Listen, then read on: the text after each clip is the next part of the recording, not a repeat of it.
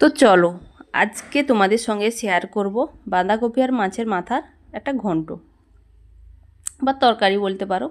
তো ভিডিওটা শুরু করি।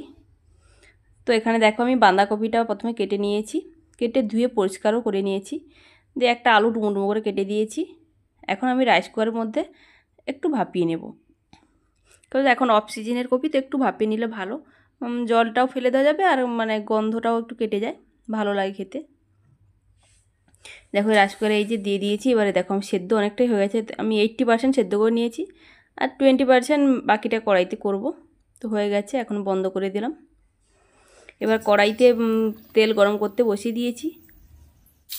এর মধ্যে দিলাম গোটা গরম মশলা আর এলাচ, দারচিনি, লবঙ্গ এইসব দিলাম, আর দিলাম দুটো তেজপাতা, দিয়ে আদা রসুন গ্রেট করে রেখেছিলাম দিয়ে দিলাম। দিয়ে আদা রসুনটা একটু ভাজা ভাজা হয়ে গেলে ওর মধ্যে দিয়ে দিলাম পেঁয়াজটা একটু লাল করে ভেজে নেব। আর দিয়ে দিয়েছি দুটো কাঁচা লঙ্কা, দিয়ে পেঁয়াজটা ভালোভাবে একটু লাল করে ভাজা হয়ে গেছে।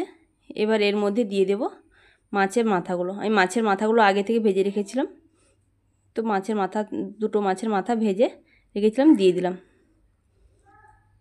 দিয়ে মাথাগুলোকে একটু আধা ভাঙা করে দেবো। দিয়ে দিয়েছি একটা মিডিয়াম সাইজে টমেটো কুচি।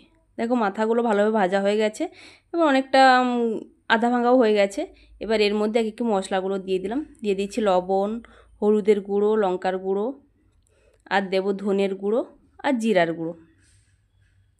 সব কিছু মশলা দিয়ে ভালোভাবে একটু কষিয়ে নেব, বেশ কিছু সময় ধরে একটু ভালোভাবে কষিয়ে নেব। আর টেস্টের জন্য সামান্য পরিমাণ আমি এখানে চিনিও অ্যাড করেছি। তো দেখো এবারে ভালোভাবে মশলাটা কষানো হয়ে গেছে। এবার এর মধ্যে আমি আগে থেকে জল ঝরিয়ে রেখেছিলাম বাঁধাকপিটা, তো দিয়ে দিলাম, দিয়ে ভালোভাবে মশলার সঙ্গে মিশিয়ে নিচ্ছি। তো এইভাবে একবার বাড়িতে বাঁধাকপি রান্না করে দেখো, আশা করি ভালো লাগবে।